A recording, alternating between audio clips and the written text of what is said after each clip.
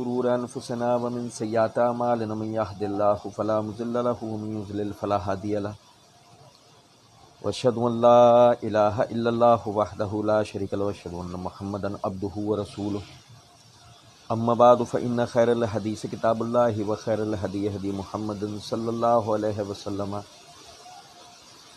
وشر الامور محدثاتها وكل محدثة بدعة وكل بدعة ضلالة وكل ضلالة في النار.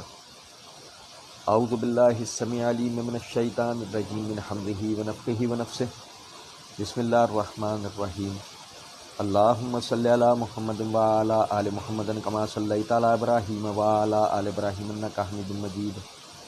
اللہم بارک علی محمد وعلی آل محمد کما بارکت علی ابراہیم وعلی آل ابراہیم انک حمید مجید. رب اشرح لی صدری ویسر لی امری واحلل عقدۃ من لسانی یفقہوا قولی. رب زدنی علما. وَإِذَا قُرِئَ الْقُرْآنُ فَاسْتَمِعُوا لَهُ وَأَنصِتُوا لَعَلَّكُمْ تُرْحَمُونَ. وَاذْكُر رَّبَّكَ فِي نَفْسِكَ تَضَرُّعًا وَخِيفَةً وَدُونَ الْجَهْرِ مِنَ الْقَوْلِ بِالْغُدُوِّ وَالْآصَالِ وَلَا تَكُن مِّنَ الْغَافِلِينَ. اللہ رب العزت کے فضل و کرم سے یہ سورہ اعراف کی آیت نمبر 204 ہم پڑھ رہے تھے. اس حوالے سے چند گزارشات باقی تھیں، تو آیت نمبر 204 اور آیت نمبر 205 آپ بھائیوں کے سامنے پڑھی ہیں. ہم پڑھ رہے تھے کہ اللہ رب العزت نے فرمایا ھذا بصائر من ربکم وہدی ورحمۃ لقوم یؤمنون، کہ یہ سمجھداری کی باتیں ہیں،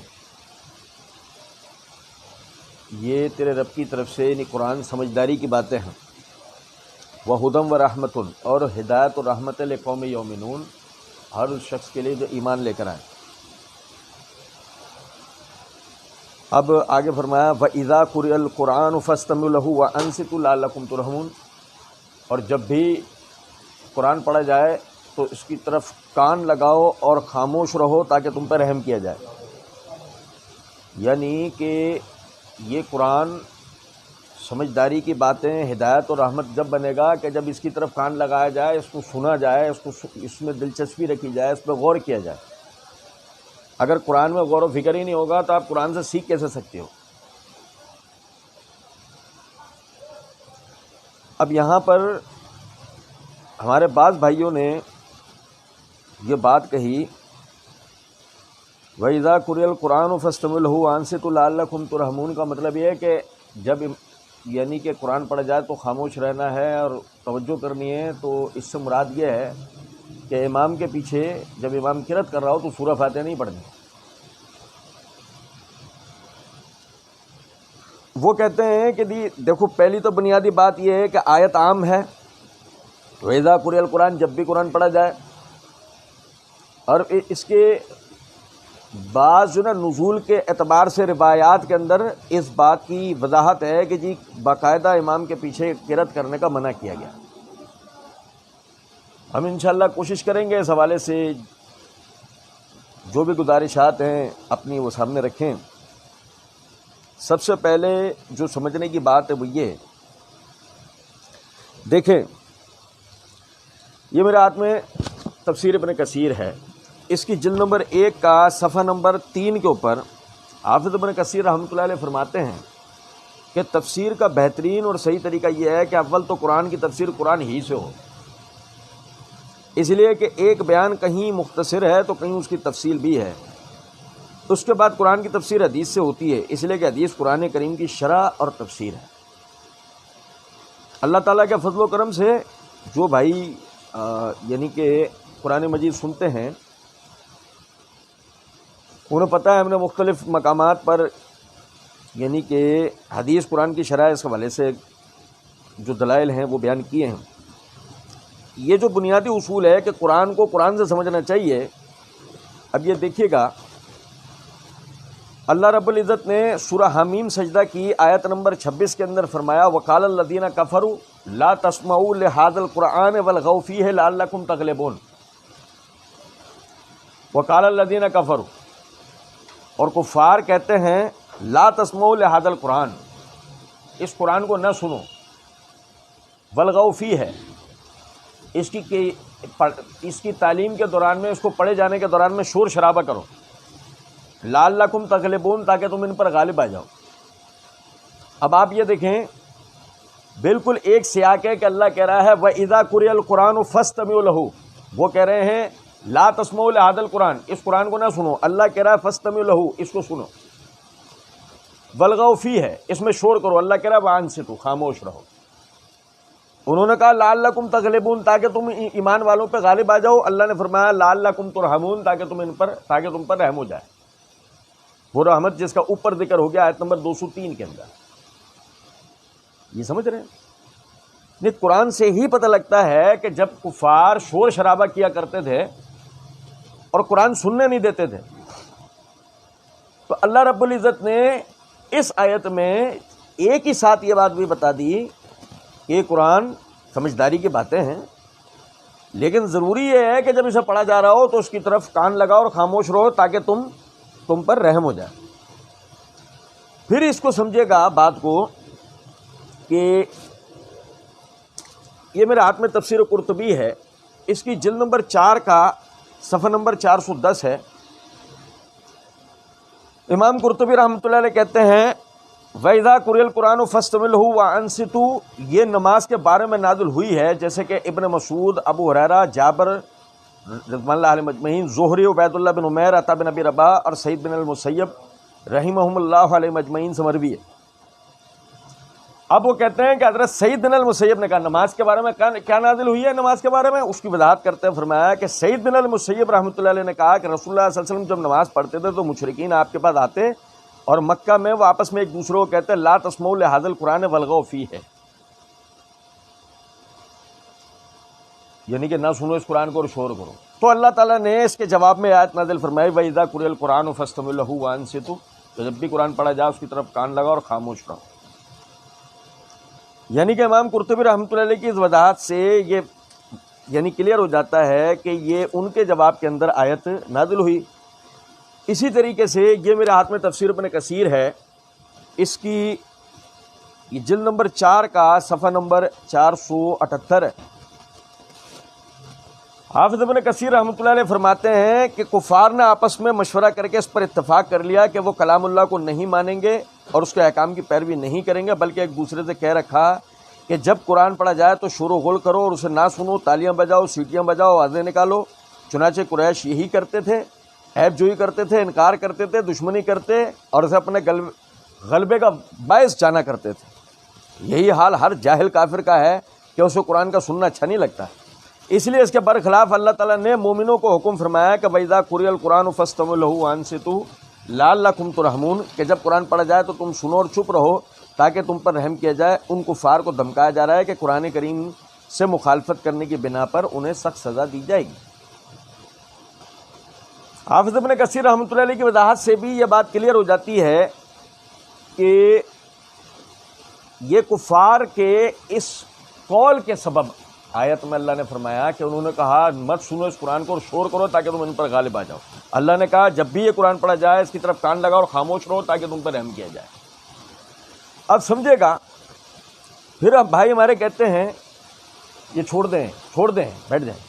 بھائی ہمارے کہتے ہیں جیسے کہ یہ میرے ہاتھ میں مفتی تقی عثمانی صاحب کی کتاب درس ترمذی ہے، شیخ موصوف اس کے اندر جلد نمبر 2 کے صفحہ نمبر 87 کے اوپر کہتے ہیں کہ ابن جریر طبری وغیرہ نے یسیر بن جابر سے روایت نقل کی، کالا صلی ابن مسعود سمع ناس یقرؤون مع الامام فلما انصرف کالا اما آن لکم ان تفقہوا اما آن لکم ان تاکلوا واذا قرئ القرآن فاستمعوا له وانصتوا کما امرکم اللہ، اخرجہ الطبری۔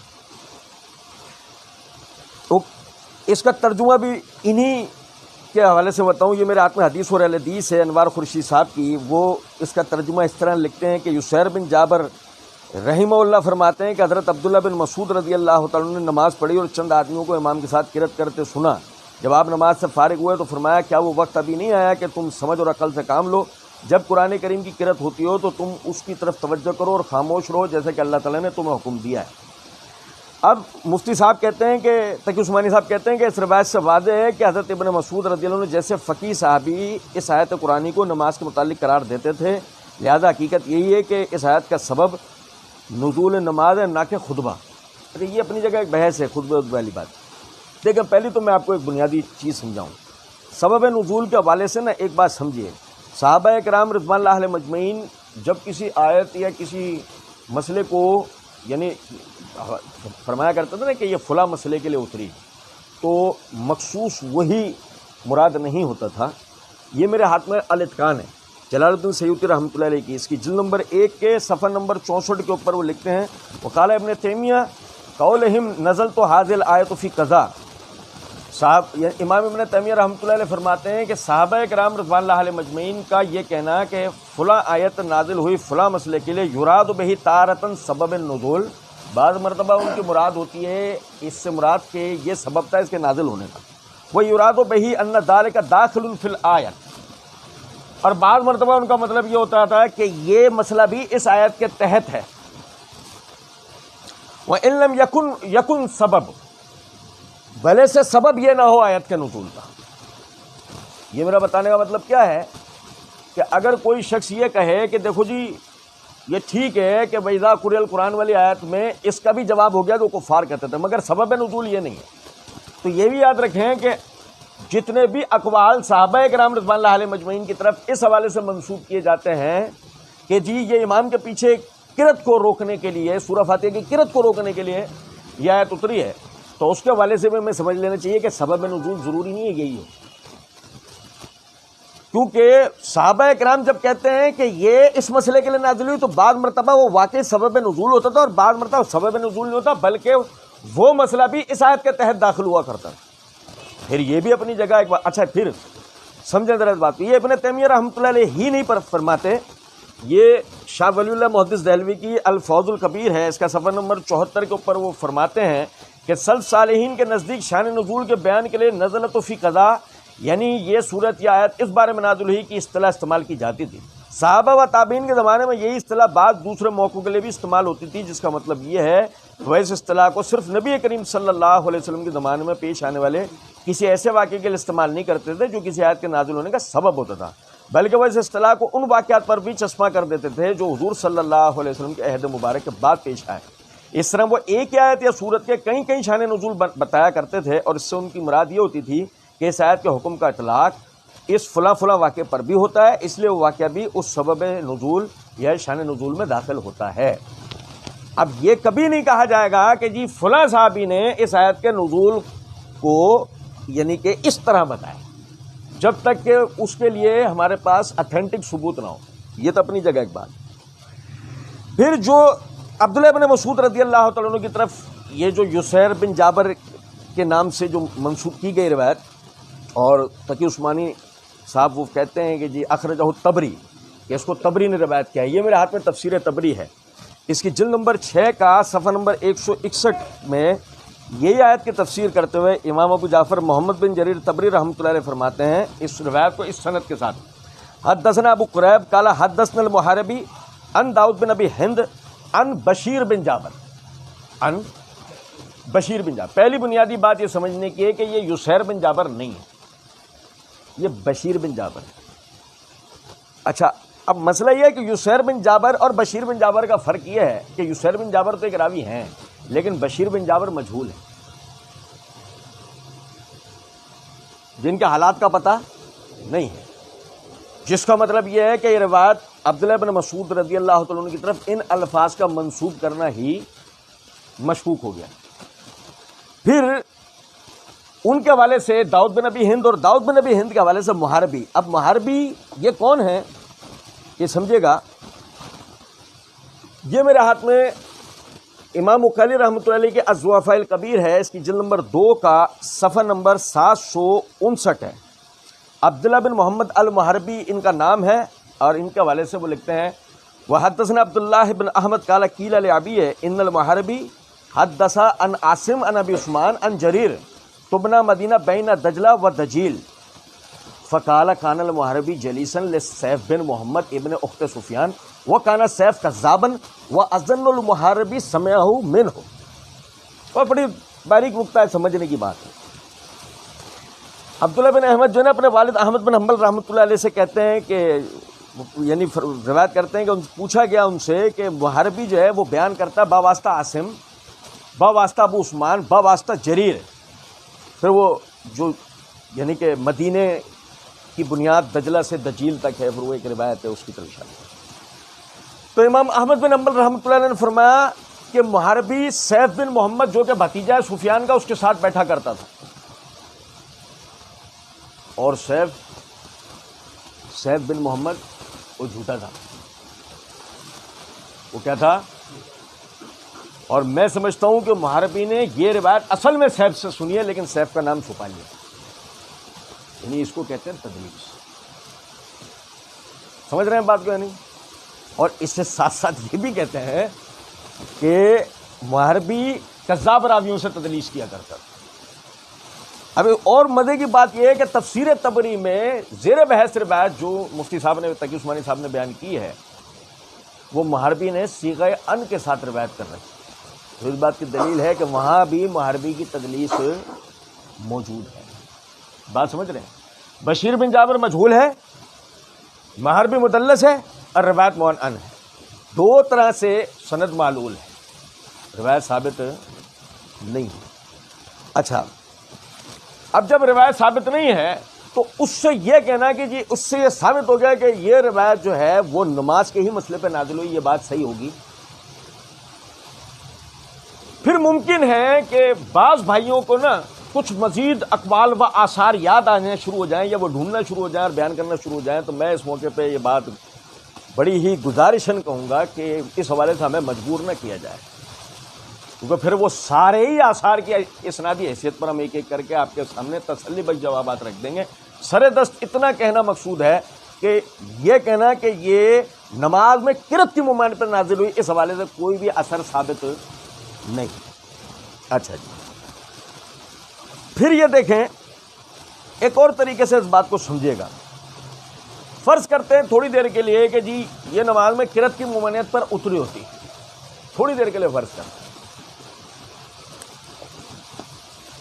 یہ میرے ہاتھ میں تفسیر قرطبی ہے، اس کی جلد نمبر 4 کا صفحہ نمبر ہے 197۔ ہم پڑھ رہے ہیں سورہ اعراف، بھائی توجہ طلب ہے، ہم پڑھ رہے ہیں سورہ اعراف۔ امام قرطبی رحمۃ اللہ علیہ کہتے ہیں یہ مکی سورت ہے۔ یہ کیا ہے؟ سورت کے شروع میں ہم نے پڑھا تھا، سورہ اعراف کیا ہے؟ مکی سورت۔ اچھا سمجھیے گا، اب دیکھیں یہ میرے ہاتھ میں صحیح بخاری ہے، اس کی جلد نمبر 2 کا صفحہ نمبر 243 ہے، کتاب العمل فی الصلاۃ ہے، باب امام بخاری نے قائم کیا باب ما ینہی من الکلام فی الصلاۃ، اس کے تحت حدیث نمبر 1200 ہے۔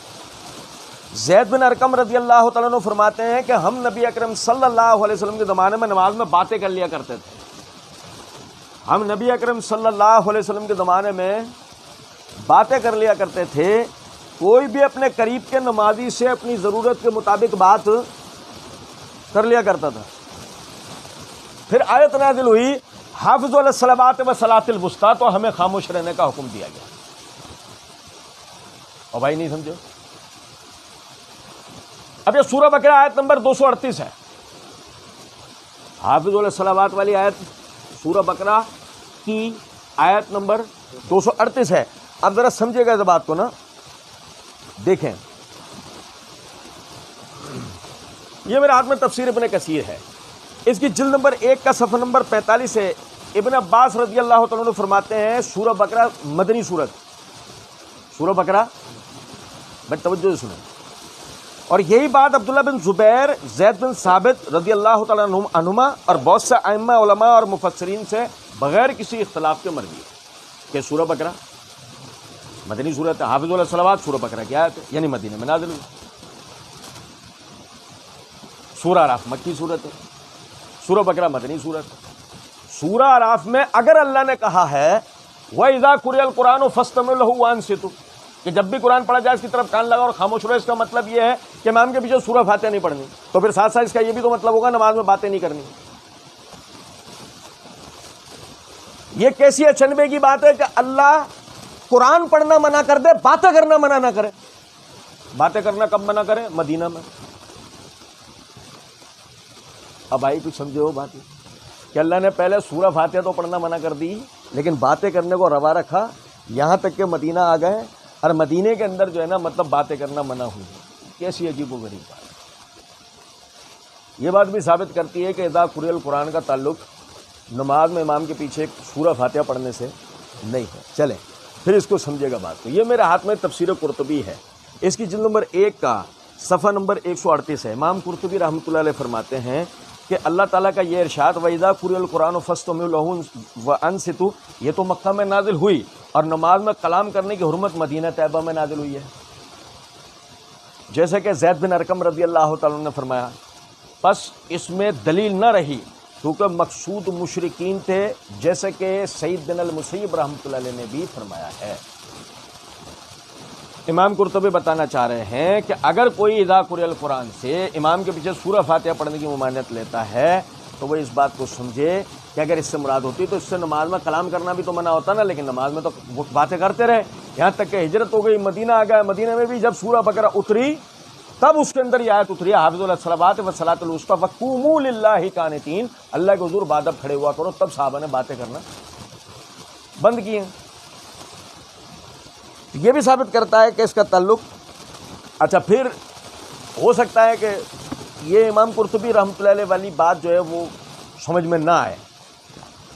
یہ میرے ہاتھ میں شرح معانی الاثار ہے جو طحاوی شریف کے نام سے مشہور ہے، امام طحاوی رحمۃ اللہ علیہ.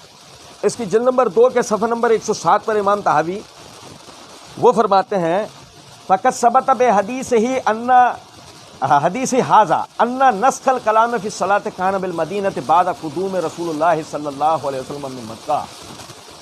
اور اس حدیث سے بات ثابت ہوتی ہے کہ نماز میں بات چیت کی ممانعت نبی صلی اللہ علیہ وسلم کے مدینہ ہجرت کر جانے کے بعد جو نا وہ نازل ہوئی ہے. سمجھ رہے ہیں؟ تو اس کا مطلب یہ ہے کہ یار سوچیں ذرا 2 منٹ کے لیے. سورہ فاتحہ جو کہ اللہ کا کلام ہے، ٹھیک ہے بھائی، اس کی ممانعت ہو جاتی اور باتیں کرنے کو جائز رکھا جاتا جس کو بندے کی اپنی ذاتی حاجت. یہ بالکل اس طرح کی بات نہیں ہے. اچھا پھر یہ سمجھے گا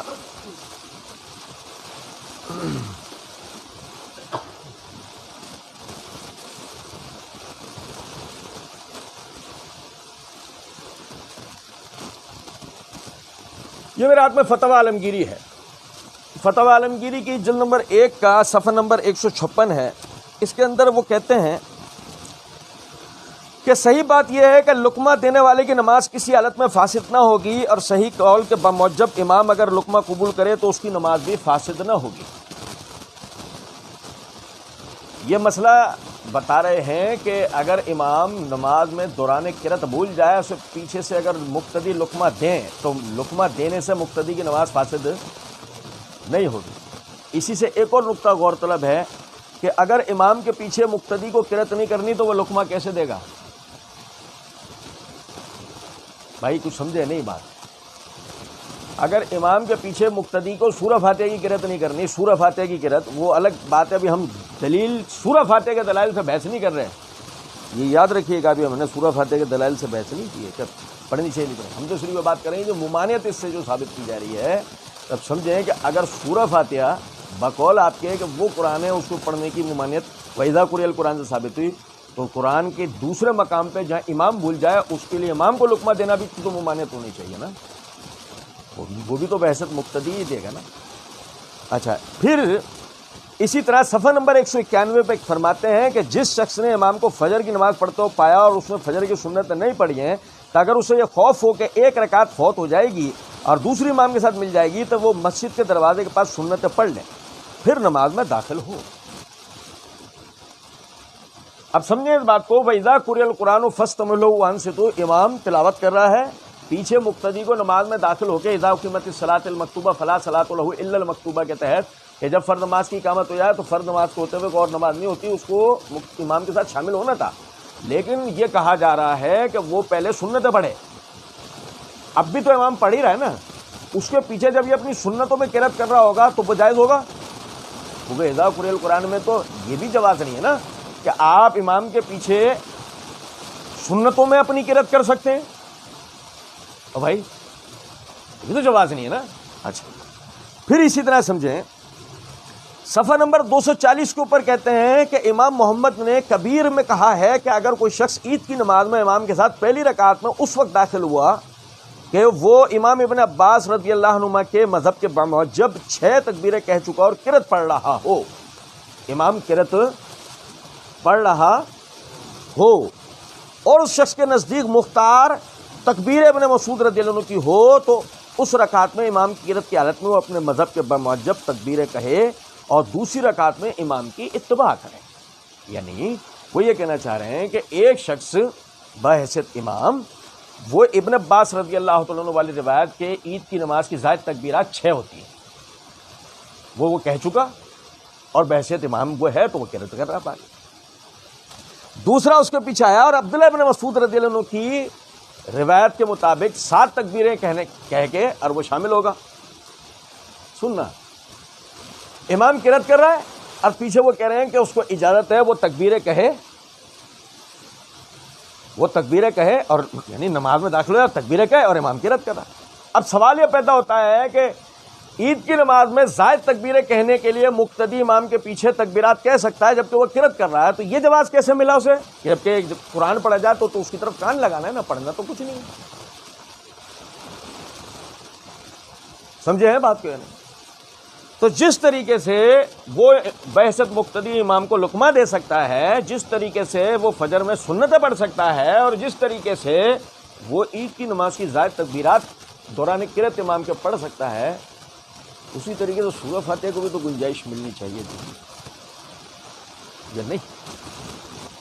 چلیں پھر وہ کہتے ہیں کہ جیسے کہ میں نے عرض کیا تھا شروع میں بھی کہ وہ آیت وَإِذَا قُرِئَ الْقُرْآنُ اذا استمرار کے لیے وہ آتا ہے تو وہ عموم پہ دلالت کرتا ہے. دیکھیں یہ میرے ہاتھ میں سرفراز صفدر ان کی کتاب ہے احسن الکلام، اس کے صفحہ نمبر 43 کے اوپر وہ کہتے ہیں کہ اس آیت میں استماع اور انصات کا جو حکم آیا ہے وہ شان نزول کے لحاظ سے صرف فرضی نماز کو شامل ہے، گویا غیر فرضی نمازوں مثلا نماز عید اور تراویح وغیرہ خطبے کے بھی عموم الفاظ کے لحاظ سے یہ شامل ہوگا. نہیں کیا مطلب؟ آیت میں جو سننا اور جو غور کرنا ہے وہ شان نزول کے اعتبار سے فرضی نماز، وہ میں تھوڑی دیر پہلے بتا چکا ہوں، وہ شان نزول ثابت نہیں. پھر آگے کہتے ہیں گو غیر فرضی نمازیں مثلا نماز عید تراویح وغیرہ وہ بھی اور خطبہ بھی، اس میں موجود جو الفاظ عام استعمال ہوئے نا وہ اس میں داخل ہے. اب بتانا مقصود اس بات سے یہ ہے کہ انہوں نے الفاظ کو عام ہر قرأت پر شامل کیا کہ مقتدی کو ہر قرأت میں امام کے خاموش رہنا. یہی بات ہمارے حیدرآباد کے مفتی ابو طارق عبدالسلام قریشی صاحب ہیں، یہ ان کی کتاب ہے احکام فقہ، یہ صفحہ نمبر 80 کے اوپر کہتے ہیں کہ اس آیت میں اللہ تبارک و تعالیٰ نے قرآن کریم کے پڑھے جانے کے وقت مطلقاً خاموش رہنے کا حکم دیا، خواہ قرأت قرآن نماز میں ہو یا خطبے میں یا کسی اور مقام پر ہو، بہرحال قرآن کا سننا اور خاموش رہنا واجب، خواہ کسی بھی مقام پر ہو. اچھا یہ اپنی جگہ اہمیت کا حامل ہے، خواہ کسی بھی مقام پر. یہ دیکھیں یہ میرے ہاتھ میں سرفراز صفدر ان کی دوسری کتاب ہے حکم الذکر بالجہر، اس میں یہ شیخ عبدالحی لکھنوی رحمۃ اللہ علیہ کا ایک فتویٰ ذکر کرتے ہیں کہ ان سے استفتاء پوچھا گیا ہے کہ اگر کوئی شخص بلند آواز سے قرآن شریف پڑھے اور آس پاس کے لوگ کسی وجہ سے کان لا کر نہ سنیں یا دنیاوی کاموں میں پھنسے ہونے کی وجہ سے نہ سن سکیں تو کیا ایسی حالت میں پڑھنے والے کو چپکے سے پڑھنا لازم ہوگا یا نہیں؟ پہلی صورت میں اگر وہ چپکے نہ پڑھے تو اس کا کیا حکم ہے؟ اب وہ جواب دیتے ہوئے یعنی جو جواب نقل کیا ہے وہ یہ قرآن شریف کا سننا فرض ہے، اگر لوگ کاموں میں پھنسے ہوں اور قرآن شریف سننے کی طرف متوجہ نہ ہو سکیں تو پڑھنے والوں کو چپکے سے پڑھنا چاہیے اور بلند آواز سے پڑھ کر حاضرین کو گناہ گار نہ بنانا چاہیے. جس کا مطلب یہ ہوا کہ واقعی میں یہاں قرأت کو مطلقاً لیا کہ اگر وہ بلند آواز سے عام بھی کوئی آدمی پڑھ رہا ہو تو دوسرا نہ سننے کے سبب ان کے اعتبار سے گناہ گار ہو رہا ہے. اب یہاں سے ایک اور سوال پیدا ہوتا ہے، مدارس کے اندر جو بچے قرآن سنا رہے ہوتے ہیں وہ جائز ہے؟ بھائی ایک پڑھتا ہے دوسرا سنتا ہے یا بہت سارے پڑھ رہے ہوتے ہیں اپنا اپنا، ہر کوئی ایک دوسرے کو سنتا ہے نہیں سنتا نا. آپ کہیں گے یہاں اس سے مراد یہ نہیں ہے. جن دلائل کی بنیاد پر نہیں ہے انہی دلائل کی بنیاد پر ہم کہتے ہیں سورہ فاتحہ کے لیے بھی رخصت ہونی چاہیے. نہیں سمجھے کچھ بات؟ اچھا دیکھیں، اگر اس طرح ہم عمومی آیات کی تخصیص نہیں کریں، جیسے کہ ہم کہیں کہ جی سورہ فاتحہ کی تخصیص نہیں ہے، آیت عام ہے، اگر ہم تخصیص نہ کریں تو سورہ مائدہ کی آیت نمبر 6 میں اللہ رب العزت نے فرمایا یا ایھا الذین آمنوا اذا قمتم الی الصلاۃ فاغسلوا وجوہکم وایدیکم الی المرافق. اے ایمان والوں، تم جب بھی نماز کے لیے کھڑے ہوا کرو اپنے چہروں اور ہاتھوں کو دھویا کرو، دوسرے لفظوں میں وضو کیا کرو. یہ آیت کیا بتا رہی ہے؟ جب بھی نماز کے لیے کھڑے ہو.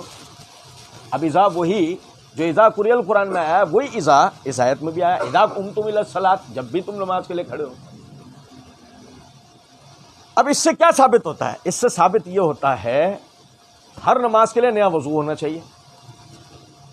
ہر نماز کے لیے نیا وضو ہونا چاہیے. اچھا دیکھیں، میں آپ کو بتاؤں، یہ مفتی نعیم الدین مراد آبادی ہیں، کنز الایمان کے اوپر احمد رضا خان صاحب کے ترجمے پہ انہوں نے حاشیہ لکھا ہے. یہ اسی آیت کے حاشیے میں لکھتے ہیں کہ بعض مفسرین کا قول ہے کہ ابتداء اسلام میں ہر نماز کے لیے جداگانہ وضو فرض تھا، بعد میں منسوخ کیا گیا، اور جب تک حدث واقع نہ ہو ایک ہی وضو سے فرض و نوافل سب کا ادا کرنا جائز ہوا. ہم عرض کریں گے تو اس کی دلیل ہے نا، اس کے لیے ہم نے حدیث سے آیت کی تخصیص کی نا کہ بھئی ہر نماز کے لیے وضو نہیں ہوگا، بلکہ جب تک وضو ٹوٹ نہ جائے وضو نہیں ہوگا. یہ ہم نے حدیث سے دلیل لی نا، آیت کے عموم کو نہیں لیا نا، یا اس کی تخصیص ہم نے حدیث کی روح سے کی. اسی طرح ہم گزارش کرتے ہیں کہ اذا قرئ القرآن فاستمعوا له وانصتوا کے عموم میں سورہ فاتحہ کی تخصیص ہوگی. سمجھے؟ اچھا پھر اس کو دیکھیں دوسری جگہ سے نا.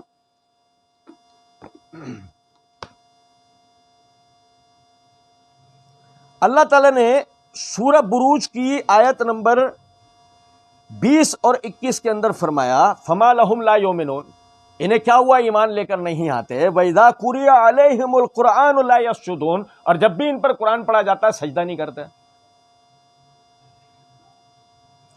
اب وَإِذَا قُرِئَ الْقُرْآنُ فَاسْتَمِعُوا لَهُ وَأَنصِتُوا کا مطلب یہ ہوا کہ جب بھی قرآن پڑھا جائے اس کی طرف کان لگانا اور خاموش رہنا ہے، اور کسی بھی حالت میں وہ معاف نہیں ہو سکتا. تو وَإِذَا قُرِئَ عَلَيْهِمُ الْقُرْآنُ لَا يَسْجُدُونَ کا مطلب یہ ہوگا کہ جب بھی قرآن پڑھا جائے تو سجدے میں پڑے رہنا ہے. سمجھے ہیں بات کو یا نہیں؟ اب کہیں کہ نہیں جی اس سے مراد یہ نہیں ہے، جیسے میں بتاتا ہوں آپ کو نا. مفتی نعیم الدین مراد آبادی صاحب نے یہی کنز الایمان کے حاشیہ نور العرفان کے صفحہ نمبر 820 کے اوپر کہا کہ اس آیت سے ثابت ہوا کہ سجدہ تلاوت واجب ہے سننے والے پر، اور حدیث سے ثابت ہے پڑھنے والے پر، سننے والے دونوں پر سجدہ واجب ہو جاتا ہے. قرآن کریم میں سجدے کی 14 آیتیں ہیں جن کو پڑھنے یا سننے سے سجدہ واجب ہو جاتا ہے، خواہ سننے والے نے سننے کا ارادہ کیا ہو یا نہ کیا ہو. دیکھیے جی پھر ایک دفعہ دہرا دیتا ہوں، موصوف کہہ رہے ہیں اس آیت سے ثابت ہوا سجدہ تلاوت واجب ہے سننے والے پر، اور حدیث سے ثابت ہے کہ پڑھنے والے سننے والے دونوں پر. آیت کے عموم کی تخصیص کی انہوں نے سجدہ تلاوت سے، اور دلیل لی حدیث سے. آیت کو عام نہیں رہنے دیا، اس کی تخصیص حدیث سے لی نا. یہی ہم کہتے ہیں کہ اذا قرئ القرآن فاستمعوا له وانصتوا میں بھی عموم نہیں ہوگا، سورہ فاتحہ کی تخصیص ہوگی. اچھا جی پھر اس کے بعد یہ سمجھیں کہ آیت کا اگلا حصہ کیا ہے. اللہ تعالیٰ نے فرمایا وَاذْكُرْ رَبَّكَ فِي نَفْسِكَ تَضَرُّعًا وَخِيفَةً. اب دیکھیں سیاق کے ساتھ اس کو ہم پڑھیں گے، سیاق کے ساتھ ساتھ پڑھتے ہوئے آئیں گے. اللہ تعالیٰ نے فرمایا هَذَا بَصَائِرٌ مِّن رَبِّكُمْ وَهُدًى وَرَحْمَةٌ لِّقَوْمٍ يُؤْمِنُونَ. یہ بہت سمجھداری کی باتیں ہیں اور ہدایت اور رحمت ہے تیرے رب کی طرف سے ہر اس شخص کے لیے جو ایمان لے کر آئے. تو جب بھی یہ قرآن پڑھا جائے اس کی طرف کان لگا اور خاموش رہو تاکہ تم پر رحم کیا جائے. اللہ آگے کہہ رہا ہے وَاذْكُرْ رَبَّكَ فِي نَفْسِكَ تَضَرُّعًا وَخِيفَةً، اور ذکر کر اپنے رب کا، اور ذکر کر اپنے رب کا عاجزی سے ڈرتے ہوئے، بدون الجہر بلند آواز سے نہیں، بالغدو والآصال صبح و شام، ولا تکن من الغافلین، اور غافلوں میں سے مت ہو جانا. دوبارہ سے سنیں یہ تیرے رب کی طرف سے سمجھداری کی باتیں، ہدایت اور رحمتیں ہر شخص کے لیے جو ایمان لے کے آئے، تو جب بھی قرآن پڑھا جائے اس کی طرف کان لگاؤ، خاموش رہو تاکہ تم پر رحم کیا جائے، اور اپنے رب کا ذکر کر عاجزی اور انکساری کے ساتھ، پوشیدگی کے ساتھ، بلند آواز سے نہیں۔ پتہ یہ لگا اللہ تعالیٰ نے خود ہی اگلی آیت میں یہ بات کہہ دی ہے کہ بلند آواز سے نہیں پڑھنا ہے، آہستہ سے پڑھنا ہے۔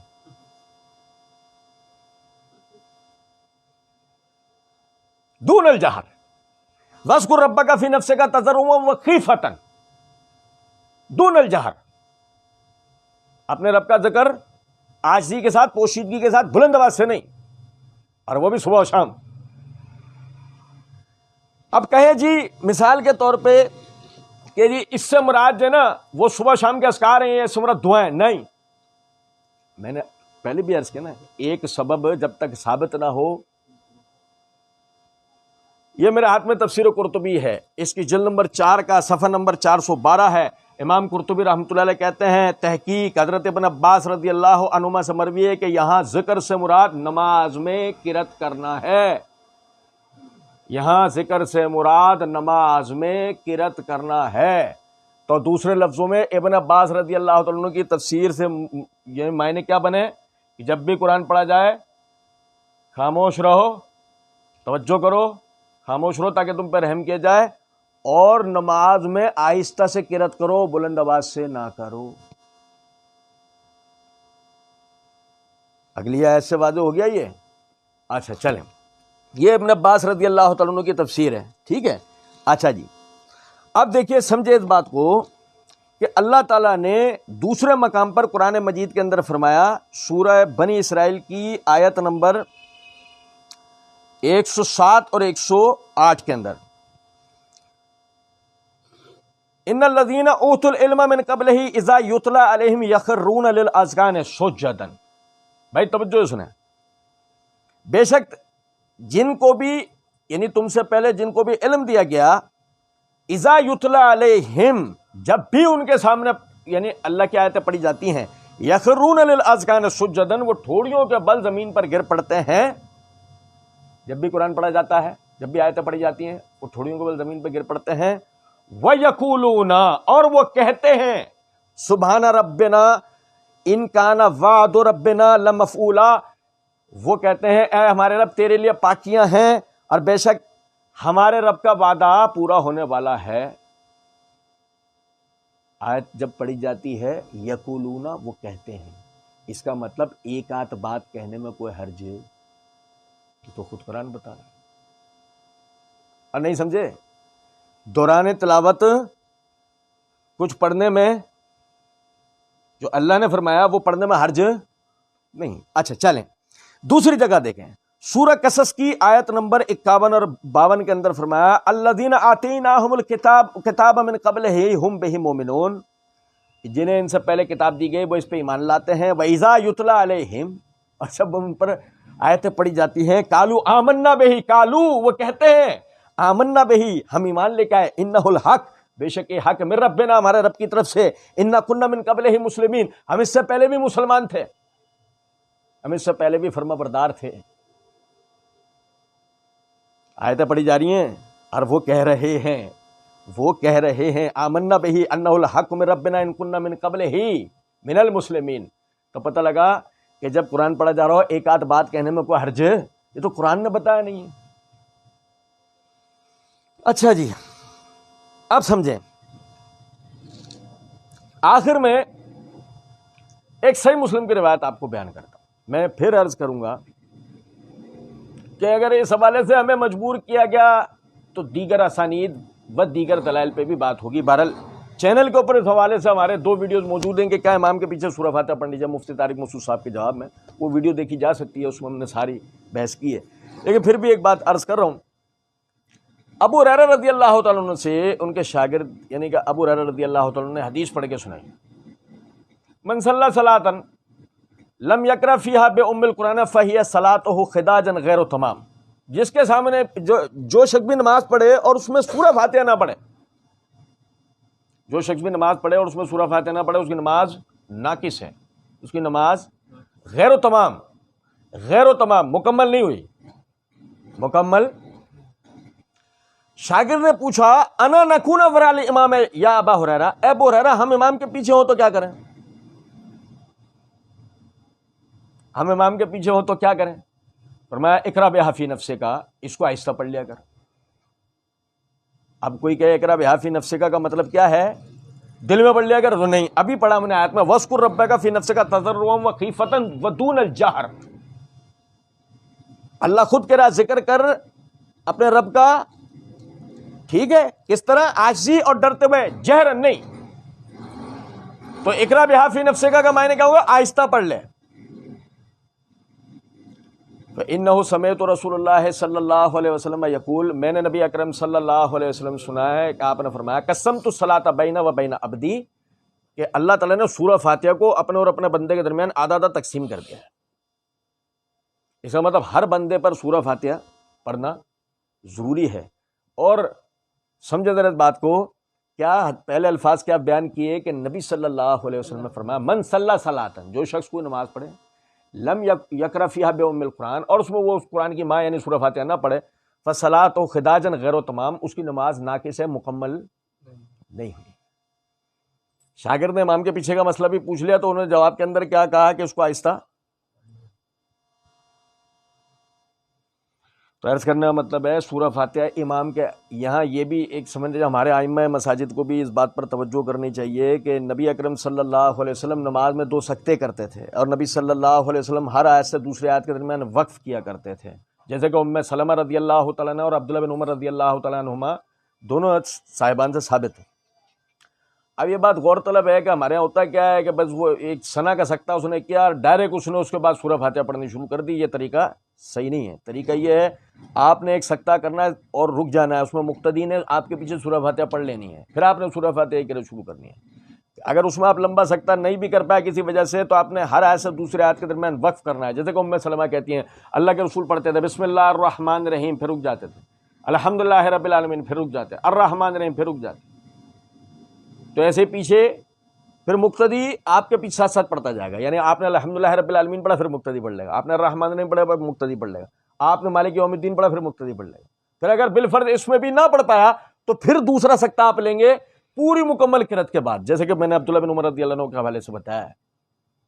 اور صحیح سند سے سکتتین کی صحیح سند سے روایت کتاب القرات امام بہقی کی جو ہے اس میں صحیح سند سے روایت موجود ہے. اللہ کے رسول نماز میں 2 سکتے کرتے تھے، ایک ابتدائی قرات میں اور دوسرا انتہائی قرات میں. تو آخر میں خاموش ہو جانا چاہیے، کچھ دیر رکنا چاہیے. جس نے سورہ فاتحہ نہیں پڑھی ہوگی وہ پڑھ لے گا.